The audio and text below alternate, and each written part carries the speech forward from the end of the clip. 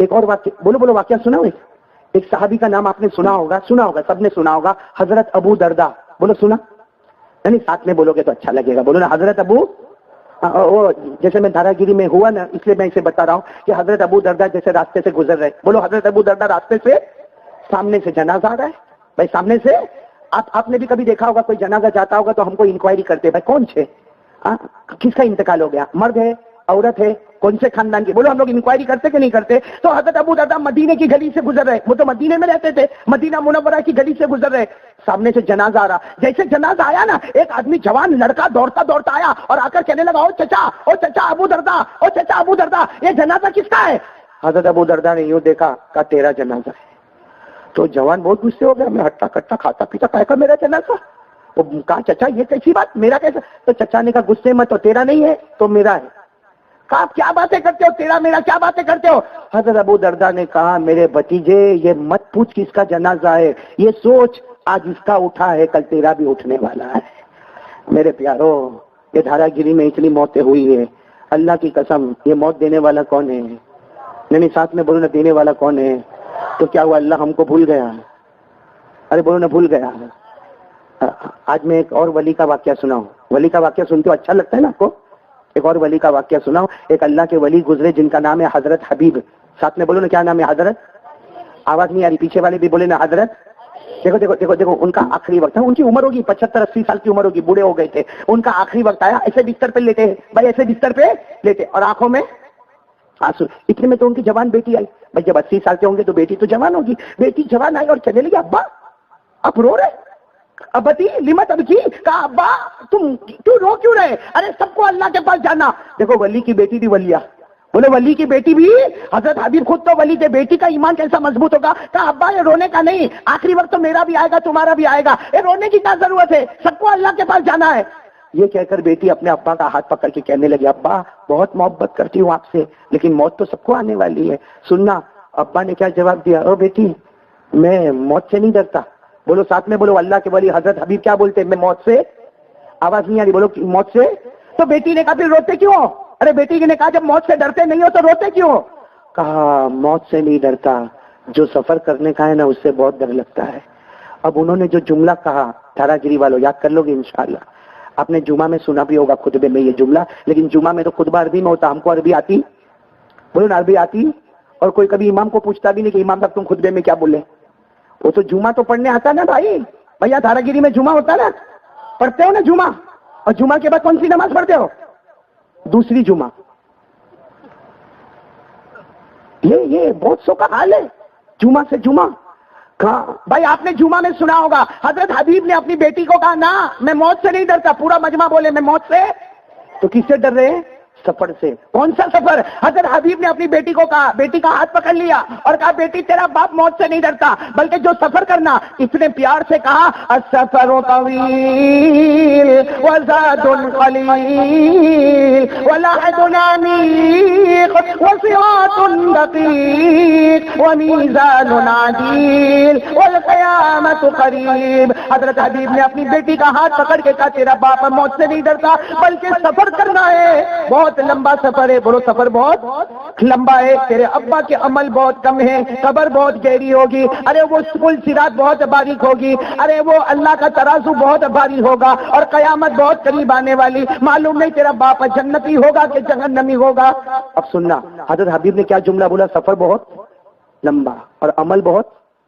بس اتنا بولے, یہ جملہ بولے, لا الہ الا اللہ محمد رسول اللہ, اللہ کو پیارے ہو گئے. وہ بیٹی اپنے ابا کے ساتھ لپٹ گئی. کہا ابا کیا بول کے چلے گئے؟ ابا چلے گئے اور ایسا بھاری بات بول کے چلے گئے. وہ بیٹی کہتی ہے میرا ابا بول کے گئے سفر بہت لمبا ہے اور عمل بہت. وہ بیٹی کہتی ہے میرے ابا بولے عمل بہت کم ہے.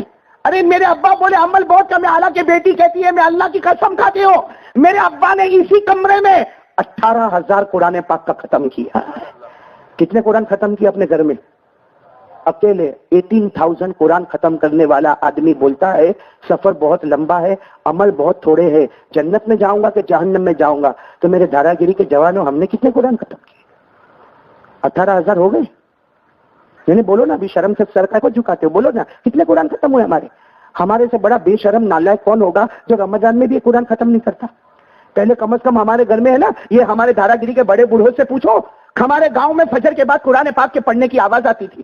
آج کون سے گاؤں میں قرآن پاک کے پڑھنے کی آواز آتی؟ اور رمضان میں تراویح, ارے بھائی تو قرآن پڑھتا نہیں ہے, کم سے کم تراویح تو پڑھ لے رمضان میں. پہلی رات تراویح پڑھنے جائے گا, دوسری رات ہمارا دھارا گیری کا جوان جائے گا, تیسری رات جائے گا, چوتھی رات سے اب کب جائے گا معلوم؟ 27ویں رات کو قرآن ختم کرنے جا رہے ہیں. شرم آنا چاہیے میرے جوانوں. اتنی موت گاؤں میں ہو جائے پھر بھی طبیعت میں سدھارا نہیں آوے اور فجر کی نماز نہ پڑھے تو اب تو میرے کو لگتا شاید اپنی موت کا انتظار کرتا ہے, اپنے مرنے کا انتظار کرتا ہے. بھائی میری بات آپ لوگوں کو سمجھ میں آ رہی نہیں آ رہی؟ بھائی بات سمجھ میں آ رہی نہیں آ رہی؟ اللہ تعالی ہم سب کو عمل کی توفیق عطا فرمائے. ایک بات میں بولو, وہ حضرت حبیب نے کتنے قرآن ختم کیے؟ وہی بات کو میں دوہرا رہا ہوں, ہم نے کتنے کیے؟ اچھا میرے کو ایک سوال بتاؤ, قرآن پاک پڑھنا ثواب ہے کہ نہیں؟ ارے بولو نا, ثواب ہے نا.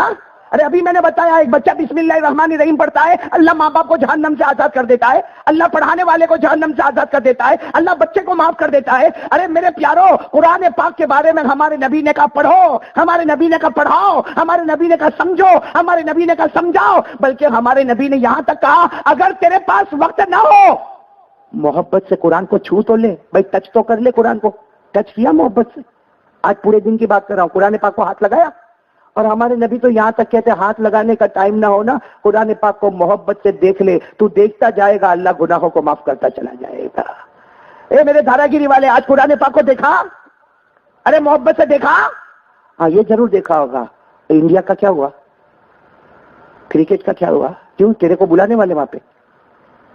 نہیں میرے کو بتاؤ نا, ہم کو بلانے والے؟ اس کو سب ریکارڈ معلوم ہے. انڈیا کھیل رہی ہے اس کے ساتھ, نیوزی لینڈ کے ساتھ کھیلے گی, اور وہ سری لنکا ان کے ساتھ کھیلے گی, بنگلہ دیش ان کے ساتھ کھیلے گی, ساؤتھ افریقہ ان کے, اور ہمارا جوان تو یہاں اوٹے پر بیٹھتا, ایسا لگتا کہ سلیکشن میں اسی کو رکھا تھا. ہاں باقاعدہ یہاں اوٹے پر بیٹھ کے لمبی لمبی باتیں کرے گا, اس نے کیچ چھوڑ دیا, اس نے ایسا کھیلا, اس نے ویسا کھیلا. تو جب بہت اچھا کھیلتا تو تیرے کو بلایا ہوتا. تو یہاں بیٹھا نہ دنیا کے کام کا نہ آخرت کے کام کا. اللہ معاف کرے بھائی, دھارا گیری والے برا نہیں ماننا, لیکن ہمارے بہت سے جوان ایسے ہیں کچھ بھی نہیں کرتے. ساتھ میں بولو نا, نہیں بولو نا, ساتھ میں بولو نا, کچھ بھی نہ دنیا کی ڈگری, بولو نا, نہ دنیا کی. تو پوچھو بھائی, میں منع نہیں کرتا بھائی اسکول پڑھو, میں تو خود کہتا ہوں ایجوکیشن لو, اسکول پڑھو, کالج میں جاؤ, یونیورسٹی میں جاؤ, ارے بڑی بڑی اچھی اچھی ڈگری لو.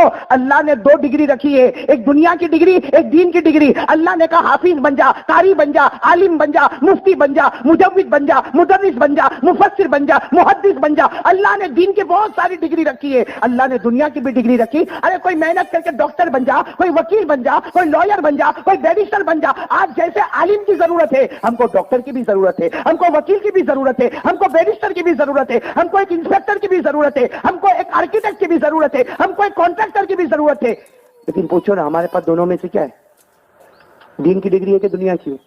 پوچھو دھارا گیری میں, پوچھو ہمارا ایوریج نکالو, کتنے حافظ, کتنے قاری, کتنے عالم, کتنے مفتی, تو کچھ ملیں گے انگلی پر. ڈاکٹر کتنے, وکیل کتنے, لائر کتنے, بیرسٹر کتنے؟ کچھ نہیں. کیا کرتا؟ اوٹے پہ بیٹھ کے لوگوں کی غیبت کرتا ہے.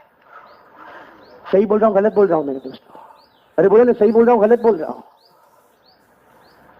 اللہ حفاظت فرمائے. جو پڑھتے ہیں بولو محنت سے پڑھیں گے, انشاءاللہ پڑھیں گے, محنت سے پڑھیں گے. ہم کو موبائل کہاں پڑھنے دیتا ہے؟ موبائل ہے آپ کے پاس؟ بھائی معاف کرنا, میں کب سے میں ایسا ہی بول دیا موبائل, ہو سکتا تم لوگ دھارا گیری میں یوز نہ کرتے ہوں گے. ہے موبائل ہے؟ ارے ہاں یا نہ, آپ لوگوں کو پوچھ رہا ہوں, موبائل ہے نا؟ شرماتے بولتے ہو. سب کے پاس موبائل ہے بھائی, سب کے پاس. کرتا کیا موبائل کا, کرتا کیا؟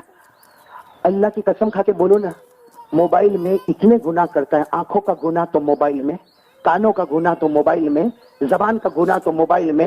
میرے دوستو, جو بازار میں زینا نہیں ہوتا وہ موبائل میں, جو جوا اور سٹا کلب میں نہیں کھیلا جاتا وہ موبائل میں, غیبت کرنا تو موبائل میں, تہمت لگانا. ارے میرے پیارو, یہ 24 گھنٹے کا موبائل, آپ کا جو نیٹ ورک چلتا ہے نا, اللہ کو حاضر ناظر رکھ کر بتاؤ کہ 24 گھنٹے میں ضروری بات شاید آدھا پونا گھنٹہ ہوتی ہوگی, باقی 23 گھنٹے سوائے گناہ. اور رات کو سوتا بھی نا ہمارا جوان, جب بھی گھر میں جائے گا نا, ایک پلگ کا ہے, پلگ, اس کا چارج ختم ہو گیا.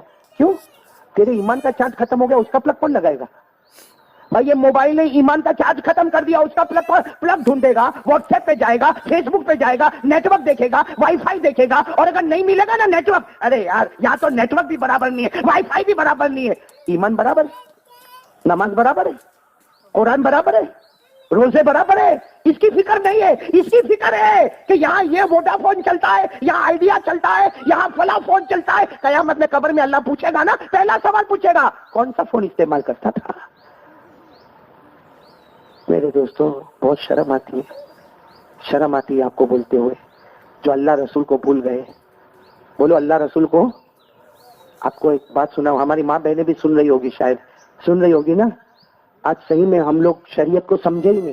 بولو شریعت بہت آسان ہے, بولو شریعت بہت, لیکن ہم لوگ سمجھے نہیں. عجیب. ہاں اب تو ایسا ہو گیا معلوم ہے مولانا, گھر گھر میں مفتی پیدا ہو, گھر میں مفتی. اللہ حفاظت فرمائے, اپنی طرف سے مسئلے لا رہے بھائی. ابھی آپ کو معلوم ہوگا نا, ہمارے یہاں بہت بڑا مسئلہ چلا تھا 3 طلاق والا. بولو چلا تھا کہ نہیں چلا تھا؟ اب یہ کام علماء کا ہے, قرآن کا ہے, حدیث کا ہے.